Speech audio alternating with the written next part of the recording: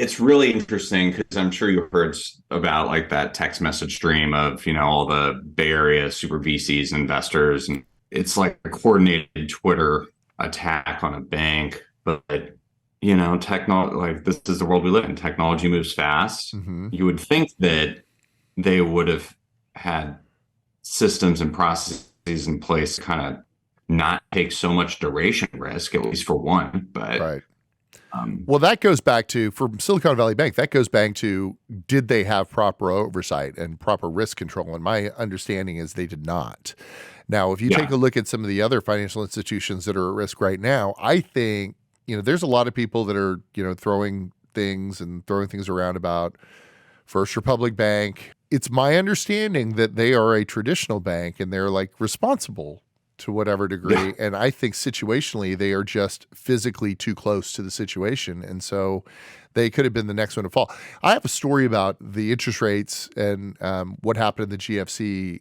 Vividly, this happened. I remember this vividly. I was actually at the office and I get a phone call from my assistant's wife, who was the head of a desk at a big firm. And she mentioned that do not go after any of our, because we're wolves, right? We're going to go after anybody for anything, right? Yeah. So it's like, hey, I can get a new contact over at XYZ investment bank by saying this guy's going out of business. They literally said, do not even hint, because we're the next bank to fail.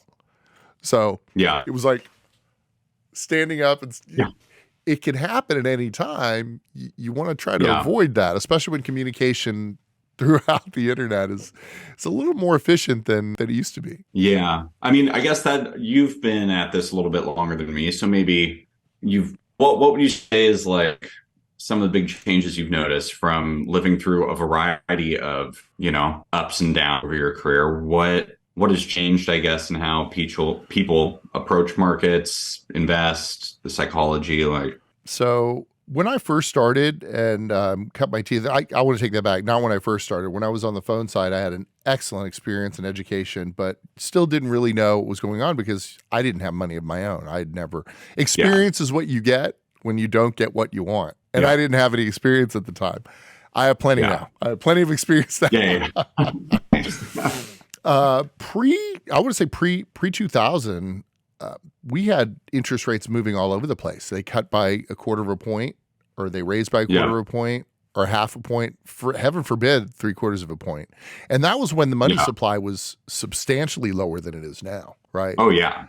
Now we've got 31 trillion. I don't even know what the numbers are up to date, but like raising a quarter of a point or a half a point is a substantially different number than it was even in 1999. I don't think people understand what that means.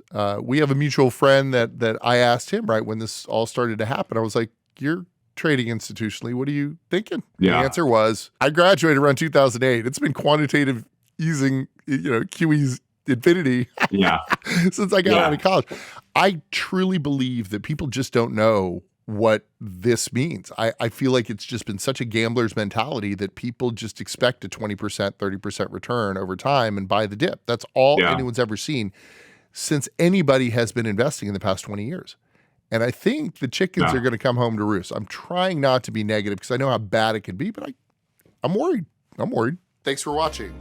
If you like this content, you can find me on Money in the Bank with Frank on all of your favorite podcast platforms, on Facebook, on LinkedIn, on our YouTube channel.